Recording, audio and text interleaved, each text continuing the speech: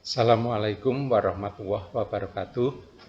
Segala puji dan syukur kita panjatkan kepada Allah Subhanahu wa Ta'ala yang telah memberikan nikmat kepada kita sehingga kita bisa bertemu lagi dalam perkuliahan Geofisika Manajemen. Dalam hal ini membicarakan tentang survei gaya berat part 2. Yang part pertama sudah kita informasikan beberapa waktu yang lalu, bisa dilihat, dan ini sambungannya part 2 yang lebih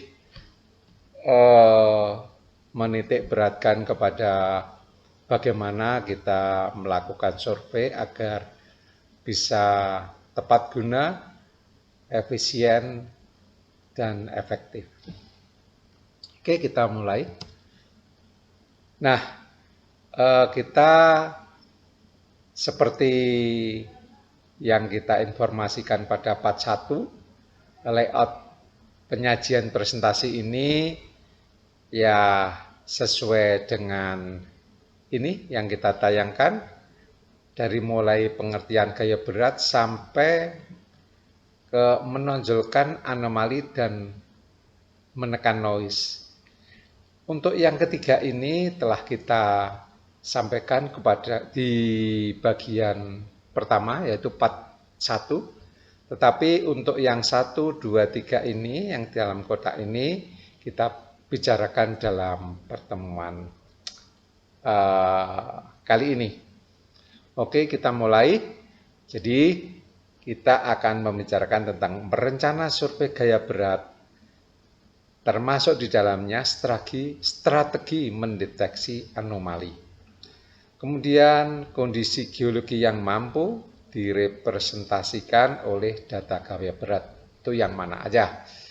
Terus yang terakhir itu kita menonjolkan anomali dan menekan noise. Jadi anomali yang lamat-lamat kita buat menonjol supaya jelas. Dan kalau ada noise-nya kita ilangi, kita tekan sehingga anomali yang kita cari bisa keluar dengan baik.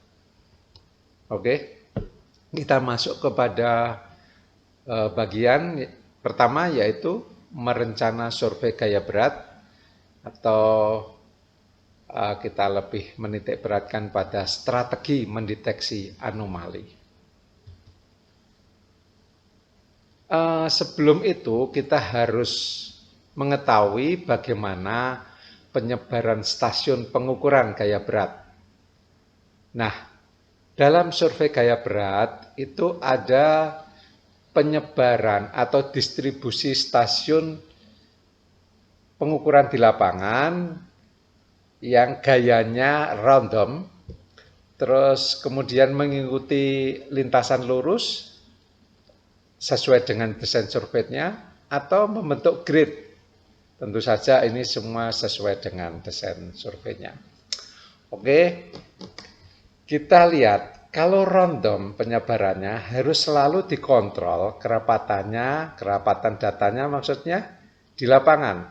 Quality control di lapangan harus mengeplot itu titik-titik yang sudah disurvei, kemudian dilihat mana yang masih jarang harus kita masuki, mana yang sudah rapat, sudah itu kita anggap sesuatu yang sudah cukup.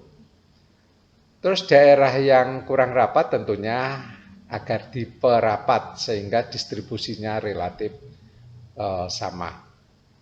Kemudian untuk mengikuti lintasan yang lurus sesuai dengan desain surveinya, ada hal-hal yang harus kita perhatikan, yaitu jarak antar stasiun dalam lintasan harus disesuaikan dengan benda yang kita cari. Terus panjang lintasan juga harus disesuaikan dengan dimensi anomali yang kita cari atau benda yang kita cari, dan jarak antar lintasan juga sama, disesuaikan dengan sesuatu yang kita cari. Kemudian untuk yang berupa grid tentunya disesuaikan dimensi yang dicari, apakah gridnya itu 200 kali 200, apakah 500 kali 500, atau sekilo kali sekilo, itu semuanya disesuaikan dengan sesuatu yang kita cari. Ini salah satu ilustrasi agar kita paham bagaimana lintasan yang lurus-lurus seperti ini. Ini ada lurus-lurus tapi agak mengacak seperti ini.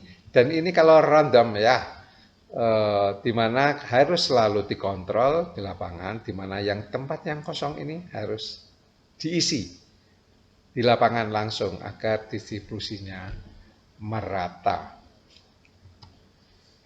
Nah, kita masuk sekarang pada strategi mendeteksi anomali gaya berat. Tentunya ini berkaitan dengan magnitude anomali. Kita sudah pernah membicarakan ini dalam sebuah desain survei geofisika. Yang dimaksud magnitude itu apa? Magnitude adalah sebuah value dari anomali dari benda yang kita cari. Jadi kalau kita mau tahu magnitude anomali, benda yang kita cari itu seperti apa, kemudian kita pramodel atau forward modeling. Nah, peak anomalinya itu adalah magnitude-nya. Jadi mungkin kalau bendanya gede, anomalinya bisa 5 miligal lebih. Kalau bendanya kecil dan beda density-nya relatif kecil, itu mungkin anomalinya 1 miligal, bahkan setengah miligal, atau ya kecil sekali. Jadi dalam hal ini, di dalam desain survei selalu berkaitan antara magnitude anomali dan dimensi anomali. Kalau dimensi anomali, kita selalu berpikiran berapa panjang lintasan dan berapa jarak lintasan yang satu dengan yang lainnya, sehingga anomali itu semua bisa tercover, tidak membuka, jadi tertutup gitu. Nah, berkaitan dengan magnitude anomali, ini yang agak harus kita perhatikan karena ini perlu penghayatan yang lebih baik. Magnitude anomali ini berkaitan dengan ketelitian kontur peta anomali Bogey. Nah, zaman sekarang kontur itu agak terabaikan karena sudah banyak yang di-grading dengan dikeluarkan grid saja dengan warna-warna, konturnya sudah tidak dipakai lagi. Tetapi itu bisa menjerumuskan kita, di mana ada sesuatu yang beda warna kecil-kecil itu, apakah itu noise, apakah itu anomali. Nah, itu menjadi hal yang sering menjebak kita. Oleh sebab itu, kita hendaknya konsisten dengan menggunakan atau menerapkan kontur. Nah, kontur anomali Bogey ini sangat penting sekali karena dengan kontur ini kita tidak akan terjebak ini anomali atau noise. Ketelitian kontur itu tergantung dari data pembentuknya. Data pembentuknya adalah value-value dari anomali Bogey di stasiun-stasiun dalam peta itu.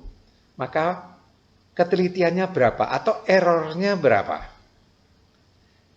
Nah, error itu menjadi bahan pertimbangan untuk membuat kontur. Jadi kalau konturnya itu misalkan, maksud kami kalau errornya dari data-data anomali Bogey itu 0,25 atau 0,3, maka kita hanya boleh membuat kontur intervalnya 1 miligal. 3 kali errornya. Kalau bisa 4 kali. Kalau lebih bagus lagi 10 kalinya. Nah, itu akan sangat teliti kontur itu. Jadi, tapi kita ambillah katakanlah seperempat dari kontur itu adalah penelitian dari datanya. Jadi kalau kita punya data, maka minimal kontur yang dibuat, ring kontur yang dibuat harus 3 atau maksimal, atau katakanlah 4 kali dari errornya. Nah, kita tahu anomali Booki, kita sekarang berbicara tentang data ya, data yang tadi kita bicarakan untuk membentuk kontur, yaitu anomali Booki, ya kita berbicara sekarang anomali Booki-nya itu sendiri. Sudah tidak asing lagi, itu terdiri dari G0, G normal, koreksi udara bebas, koreksi Booki, dan koreksi tren. Nah, ini semua mengandung kesalahan. Ini otomatis kesalahannya pada pengukuran gaya berat yang sudah dikoreksi dengan drift dan pasut. Terus kalau G normal, ini urusannya kan sama koordinat lintang ya. Terus kalau koreksi udara bebas dan koreksi Booki itu urusannya dengan elevasi. Ya. Kemudian koreksi teren urusannya dengan undulasi peta topografi yang bergelombang-gelombang, itu akan mengakibatkan harga koreksi terennya akan besar. Nah, ini kita coba untuk melihat kira-kira berapa sih kesalahan dari masing-masing komponen pembentuk anomali Booki. Kalau G-ob atau G-observasi itu biasanya plus minus 0,02 miligal kesalahannya ya. Terus kalau G normal itu kesalahannya kecil sekali karena dia bersangkutan dengan lintang dan rumusnya juga panjang begitu, sehingga kesalahan di posisi X, Y dalam lintang itu akan mengakibatkan kesalahan yang kecil sekali. Kita biasanya kita hitung dengan 0,002 miligal. Coba aja kesalahan 10 meter, masukkan aja ke dalam rumusnya, itu dia akan sekitar berapa menit. Nanti kan tidak banyak. Nah, koreksi udara bebas dan koreksi Booki ini mengakibatkan kesalahan sebesar 0,2 miligal per meter. Jadi kalau kita salah 1 meter pengukuran elevasi akan mengakibatkan kesalahan sebesar 0,2 miligal. Koreksi teren ini biasa kita estimasi sebesar 10 besar dari nilai koreksi tren itu sendiri.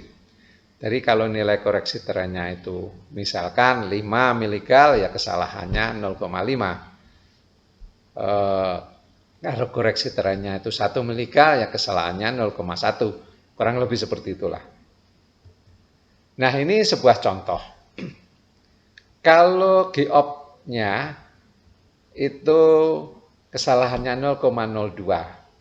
Kesalahan G normalnya 0,002. Koreksi Booki kesalahannya 0,2 miligal per meter, atau kalau dia pengukurannya salah 1 desi atau 0,1 meter, maka kesalahan koreksi Booki dan koreksi udara bebas menjadi 0,02. Kesalahan koreksi tren 10% dari harga terennya, misalkan ini harga koreksi terennya rata-rata 2 miligal, maka kesalahan koreksi terennya menjadi 0,2 miligal. Dengan melihat komponen kesalahan-kesalahan ini, maka total kesalahan dari atas sampai bawah ini menjadi 0,2 242 miligal. Dengan kesalahan seperti itu, maka kita layak untuk membuat kontur 1 miligal. Nah, kira-kira 4 kalinya ya konturnya itu. Tidak mungkin kita dengan kesalahan plus minus 0,142 membuat ring kontur 0,25 miligal. Itu menjadi kontur yang palsu, banyak mengandung kesalahan. Tidak boleh. Tetapi kalau kita tidak menggunakan kontur tapi hanya menggunakan warna, itu bisa menjebak kita. Jadi jangan, boleh menggunakan warna, tapi pertama kali pertimbangkan dengan kontur dulu. Habis konturnya, kira-kira kesalahan ini masuk dengan kontur sekian, maka warna sekian sampai sekian, itulah kira-kira yang menjadi anomali kita. Konturnya angkat, lihat warnanya saja, setelah kita evaluasi dengan kontur, oke, silahkan, monggo. Tapi pertama kali supaya tidak terjerumus dalam menafsirkan sebuah kesalahan menjadi anomali, ini terlebih dahulu kita masuk ke dalam dunia perkonturan. Oke, ini kesalahan tadi yang kita sebutkan, kesalahan 0,242 miligal, maka interval konturnya boleh 1 miligal.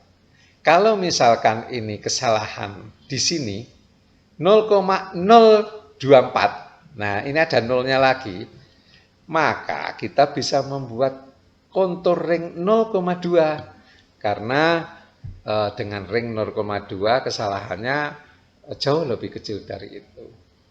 Jadi ingat sekali bahwa ring kontur sangat tergantung dari kesalahan anomali bookingnya itu sendiri.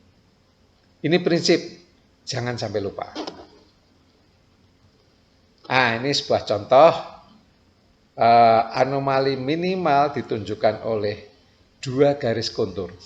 Begini, kalau kita melihat sebuah peta ada kontur, maka anomali itu yang paling baik kita sebut sebagai anomali itu ditunjukkan oleh 2 kontur. Misalkan ini anomali karena ada kontur ini dan ada kontur ini. Ya, ini sekitar 2 kontur. Oke, ini anomali. Kalau ini ya ini menjadi anomali karena 1, 2, 3, 4 ya 4 kontur. Apalagi ini yakin ini anomali karena 1, 2, 3, 4, 5, 6. Dibuat dari berapa ini? 1, 2, 3, ya 3 lah, 3 kontur ini. Itu yang dimaksud dengan anomali. Bagaimana kita melihat sebuah peta, bagaimana kita menafsirkan ini anomali, ini bukan anomali. Begitu. Nah, sekarang kita masuk kepada geologi, di mana kita survei gaya berat itu mau nggak mau ya mau mengungkapkan fenomena geologi yang ada di bawah permukaan. Jadi kita sekarang akan berbicara kondisi geologi yang mampu direpresentasikan dengan survei gaya berat beserta persyaratan-persyaratannya itu apa? Nanti kita lihat. Nah ini misalkan ini sebuah salt, ini ada antiklin, maka dengan adanya antiklin ini bisa kita ungkapkan dengan data gaya berat. Ini kalau barang-barang seperti ini mungkin sekitar 1, 2, atau 3 miligalan, kurang lebih anomalinya. Nah, kalau ini kan ada anomali-anomali ini bisa 2 atau 3 bahkan lebih miligal. Maaf. Nah, kalau sesar ini bisa dia Jadi 2 miligal atau lebih, bahkan kalau sesarnya gede itu bisa 5 miligalan. Ini sama antiklin, nah ini antara 1, 2, atau 3 miligalan. Nah ini intrusi kecil, intrusi dari kobula granit. Ini tidak menutup kemungkinan setengah miligal atau 1 miligal. Apa itu namanya?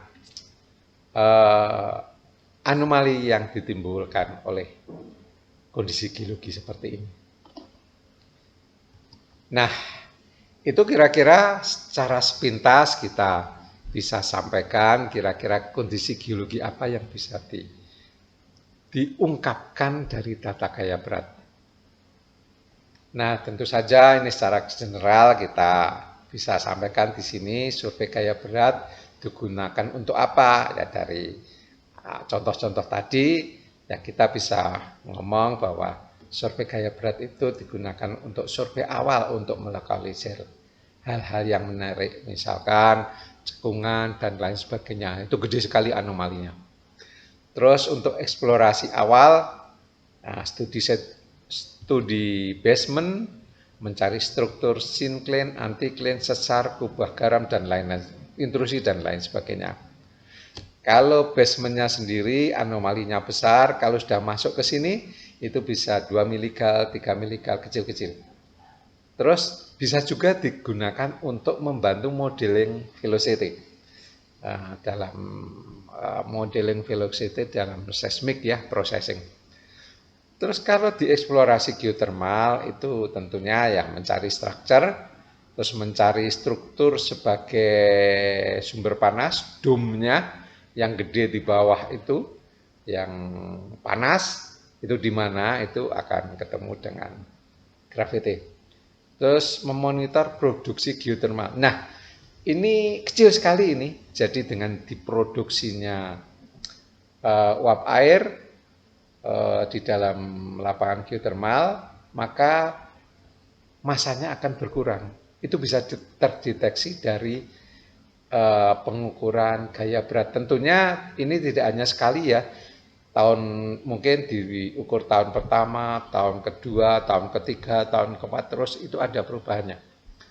Nah, skalanya mikro, jadi tidak sama dengan yang eksplorasi.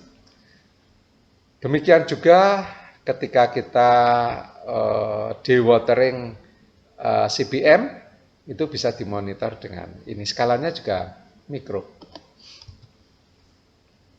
Nah, sekarang kita sudah tahu hal-hal apa yang akan dicari dari fenomena geologi ini. Nah, untuk bisa mengungkapkan itu perlu kajian kelayakan survei gaya berat yang akan dilakukan. Layak enggak untuk mencari hal-hal yang saya sampaikan tadi? Pertama kali kita harus dalam kajian kelayakan survei gaya berat ini harus mengetahui magnitud anomali yang dicari. Sudah seperti yang saya ungkapkan tadi, magnitud anomali harus tahu. Kemudian kesalahan maksimum yang diperbolehkan itu berapa? Nah, kesalahan yang diperbolehkan ya paling tidak itu seperempat atau sepertiga. Itu baru keluar satu kontur. Ya, kalau kita buat kontur. Kalau mau yakin 2 kontur, harusnya ini menjadi 5 atau 6. Lebih kecil dari magnitude anomalinya. Tapi dengan proses filter dan lain sebagainya, kita kadang-kadang bisa mengeluarkan 3 kali dari kesalahan maksimum ini.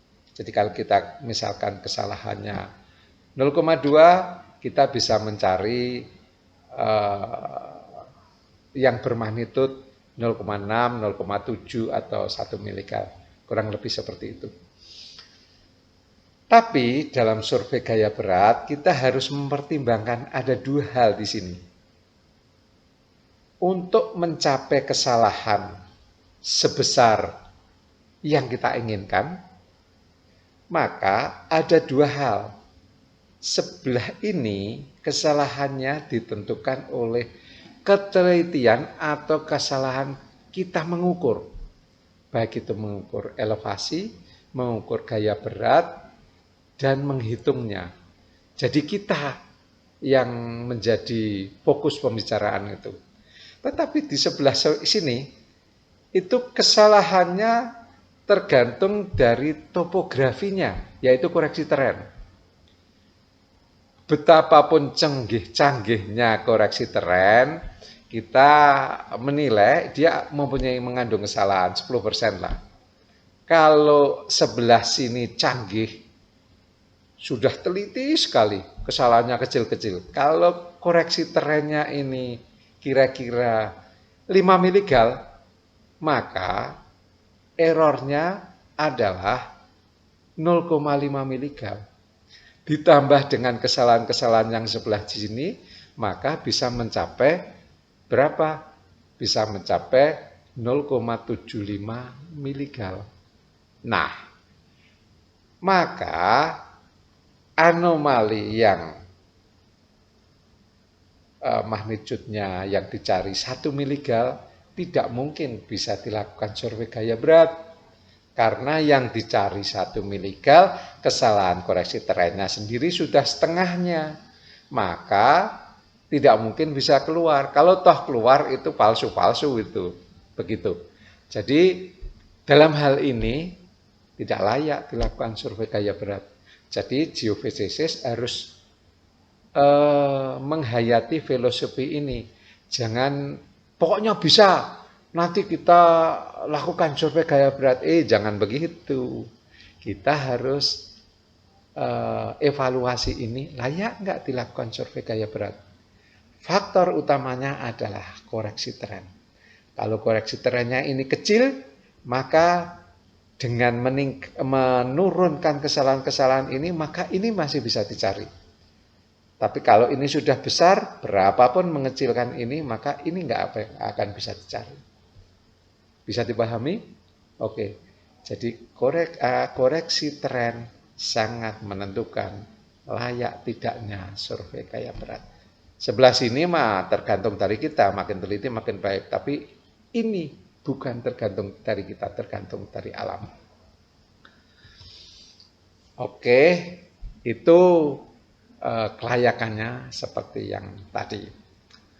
Tetapi kita berbicara yang lain ini. Kalau misalkan kita sudah menentukan sebuah survei gaya berat di mana anomalinya adalah sebesar, katakanlah sebesar 2 miligal magnitudenya, maka kita harus menentukan kesalahan itu anomali buginnya ya kurang lebih di bawah setengah miligal lah ya, atau setengah miligal maksimal. Jadi konturnya nanti bisa kontur katakanlah berapa ya, 2 miligal, errornya konturnya 1 miligalan ya. Kesalahannya ini harus 0, anomali buginnya 0,3 begitu. Nah, untuk mencapai kesalahan ini 0,3, kita harus bagi-bagi. Koreksi ini punya jatah berapa? Kalau di sana misalkan daerahnya relatif datar, pinggir pantai begitu, tidak naik turun, maka ini kecil. Kalau ini sudah ketahuan kecil, maka layak kita mengevaluasi komponen yang lainnya. Maka yang ini kita kasih beban kesalahan berapa? 0,02 misalkan. Oke. Yang ini kita beri kesalahan berapa? Nah, katakanlah 0,2 misalkan. Maka 0,2 dibagi menjadi kesalahan di topografi, kesalahan di elevasi dan kesalahan di koordinat. Maka kalau kita turunkan dalam bentuk meter, maka kesalahan dalam bentuk meter tidak boleh lebih dari sekian meter. Nah, ini berpikir kebalik ya, berpikir kebalik. Ini ditentukan dulu, maka kesalahannya kita bagi-bagi. Nah, kalau pembagian kesalahan ini bisa diterima dan ini layak dilakukan, maka dilakukanlah survei. Jadi konsepnya kesalahan anomali Bugernya itu berapa, kemudian kita distribusikan. Berapa jatahnya G0, kita kasih jatah berapa.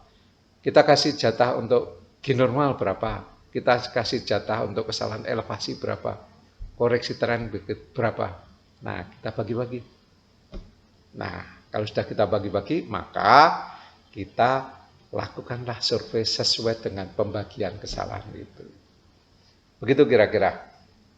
Bisa dipahami konsep ini penting sekali konsepnya. Jangan sampai kita menjadi salah dalam melakukan survei gravitasi. Nah, ada beberapa orang yang tidak melihat cara mencari kesalahannya itu seperti ini, persyaratan kesalahannya seperti ini. Tahu-tahu dia tentukan, elevasinya harus salahnya sentimeter. Wih, hebat juga kesalahan sentimeter. Wah, ini memerlukan effort yang tinggi kan?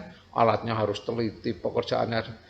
Padahal ini jatahnya, misalkan jatah kesalahan sini cuma dibebani 0,2 miligal misalkan. Nah, 0,2 miligal itu bisa kesalahan kira-kira setengah sampai 1 meter.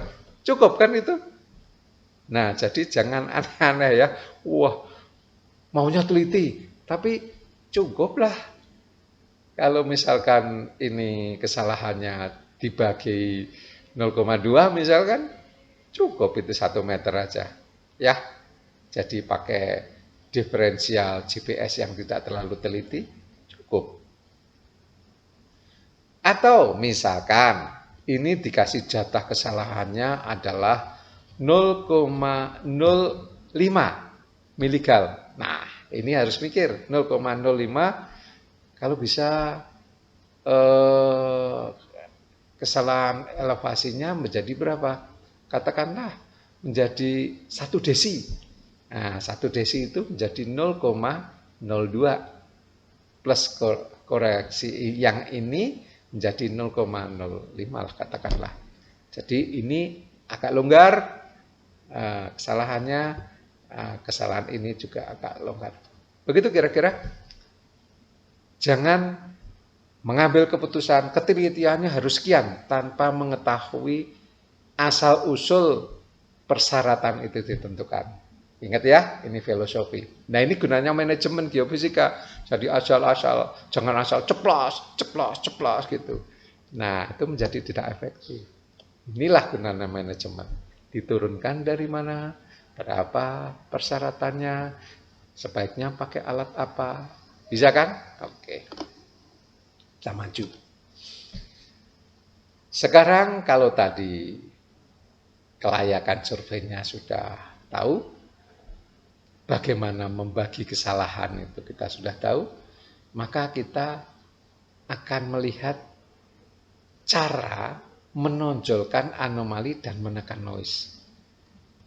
Ini biasanya di dalam peta-peta gravity atau peta anomali Bugge itu diproses dengan berbasis frekuensi. Jadi dari peta yang spasial dipindah ke frekuensi domain. Dari sinilah kita proses dengan menggunakan filter segala macam filter, banyaklah filter di sini bisa dipilih. Ada low pass, high pass, macam-macam lah. Nah, terus ini dikembalikan lagi ke spasial lagi. Maka jadilah itu proses filternya. Filosofinya seperti itu. Ini contoh. Ini gaya berat regional terfilter dengan efek vulkanik.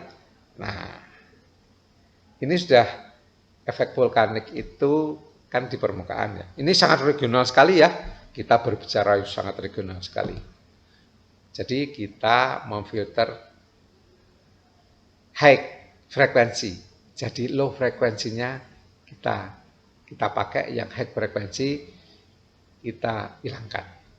Yang vulkanik itu. Kemudian, ini contoh ya, inilah sebuah proses peta anomali memproses, memfilter noise. Kalau misalkan yang tadi adanya vulkanik di atas itu dianggap noise, difilter, dihilangkan dulu lah. Nah, kemudian peta anomali Boger tak bernoise. Nah, tak bernoise artinya yang vulkanik dianggap sudah terfilter, hilang ya, yang di permukaan. Yang high frekuensi kita hilangin, tinggal low frekuensi aja. Kemudian ini menggunakan anomali regional. Nah, ini lebih gede lagi ininya ya, gelombangnya. Terus ini menjadi beberapa peta anomali regional, kemudian peta anomali regional kita gunakan untuk mengurangi yang ini, maka keluarlah peta sisa. Ini anomali regional. Nah, mungkin karena ini seperti kita bicarakan nujumnya lempeng itu, bagaimana lempeng yang ada di bawah Pulau Jawa, kita melihat makin ke utara makin nunjem, jadi secara regional seperti ini, kita mau hilangkan ini proses yang efek ini. Maka setelah anomali yang bebas noise vulkanik dikurangkan dengan si anomali regional yang panjang-panjang tadi, maka keluarlah ini. Anomali sisa menunjukkan efek cekungan sedimen. Jadi cekungannya tuh ini kelihatan. Nah, ada. Nah, begitu kurang lebihnya. Terus ini sebuah contoh lagi. Ini ada data regional ini. Data regional Pulau Jawa ya ini ya. Jawa Timur kita potong segini. Ini. Jadi ini yang regional ini, peta regional, kita filter menjadi sebuah peta yang menghilangkan yang terlalu regional. Wah, board regional sehingga menjadi regional yang ini. Kemudian kita proses lebih lanjut. Kita punya peta ini. Ini peta pengukuran sendiri. Dikurangkan dengan yang ini tadi yang kita potong, yang sudah kita filter, maka ini kurangi, ini maka jadi anomali sisa. Ini sisanya. Nah, ini keluarnya sisa OD1 dipotong dari yang regional. Kalau ini kita filter lagi, dikeluarkan yang high frekuensi, yang low-nya kita buang, menjadi sisa orde berikutnya. Nah, ini sebuah penjelasan, semua proses filter anomali sisa gravity berlandaskan pada proses filter bisa menggunakan low pass, high pass, Gaussian, dan lain sebagainya. Silahkan pilih ya. Terus parameter utama filter adalah panjang gelombang frekuensi. Jadi pemilihannya itu berdasarkan frekuensi. Anomali gravitasi ekuivalen dengan setengah panjang gelombang.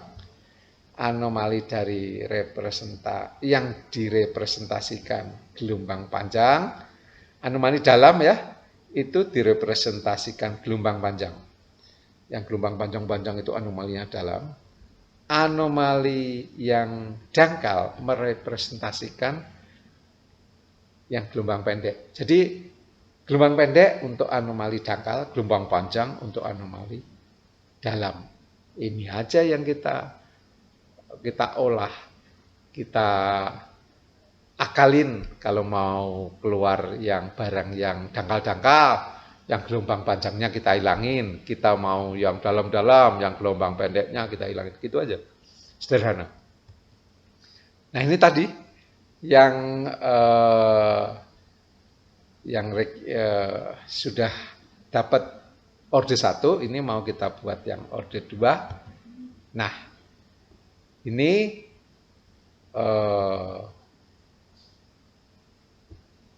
kita buat orde 2 ini, maksudnya regional orde 2. Ini regional ini dibuat dari ini, kemudian ini dikurang ini menjadi anomali sisa orde 2. Nah, dari sini kita bisa interpretasikan apakah ada syncline, anticline, sesar dan lain sebagainya. Ini lebih baik. Nah, inilah yang kita proses tadi menjadi anomali orde 2. Kalau kita mau orde 3 boleh kita peras-peras lagi. Ini sebuah contoh lain. Ini sebuah pengukuran di Bandung dan sekitarnya ini. Terus ini kita anomali Burger dengan low pass filter dengan lambda 1200 meter. Hasilnya seperti ini, itu tuh mempresentasikan anomali pada kedalaman lebih dari 200 meter. Jadi ini ngilangin anomali yang dangkal 200 meteran, kita bunuh, kita hilangkan. Nah ini. Jadi itu yang di bawah 200 meter. Kemudian kalau ini regionalnya kita untuk mengurangi, maka yang ini dikurangi itu menjadi maksud kami anomali Burger map low pass filter ini memperlihatkan anomali pada kedalaman lebih dari 200 meter ini ya. Ini. Nah, ini kalau Burger anomali low pass-nya adalah 2400 meter, ini memperlihatkan anomali Burger sisa pada kedalaman lebih dari 400 meter. Ini. Jadi dari 400 ke bawah. Kalau ini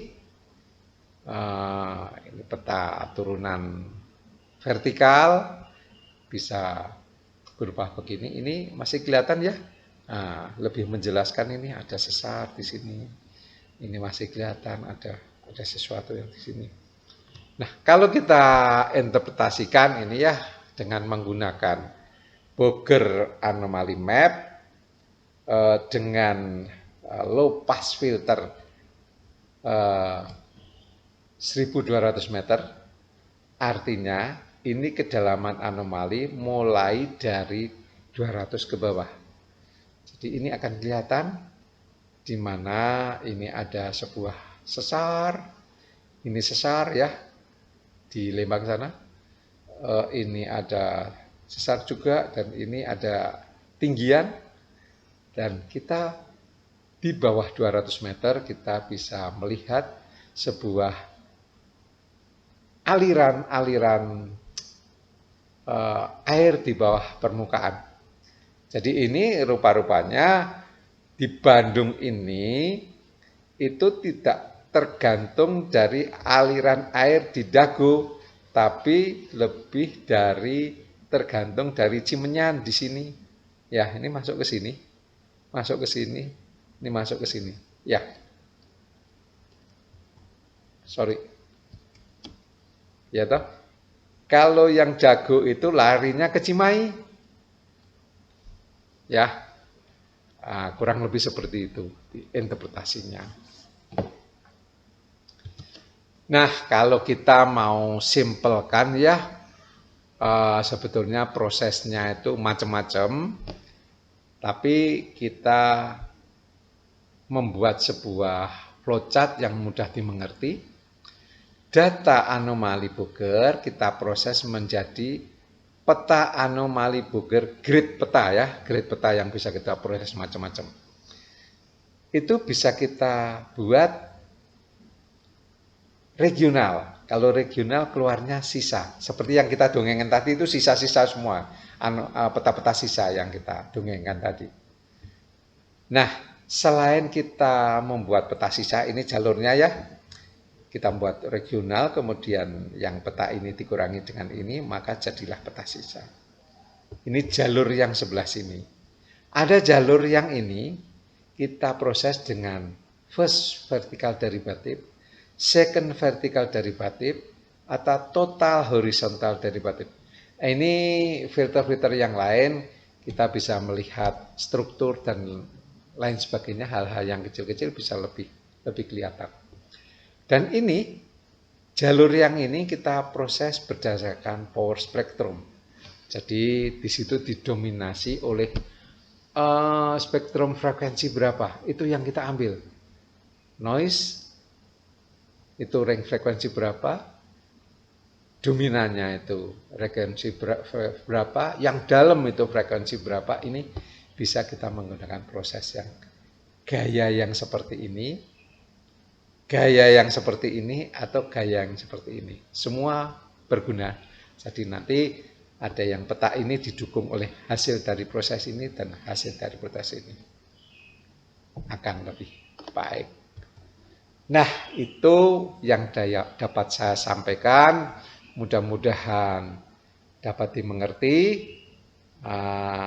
Yang penting kita di dalam dunia manajemen ini, manajemen geofisika, kita tahu benar konsepnya. Sehingga kita mengambil keputusannya itu dengan tepat dan benar, sehingga mewujudkan sebuah tindakan-tindakan dalam survei itu yang efektif dan efisien. Demikian yang dapat saya sampaikan, mudah-mudahan dapat dimengerti. Wassalamualaikum warahmatullahi wabarakatuh.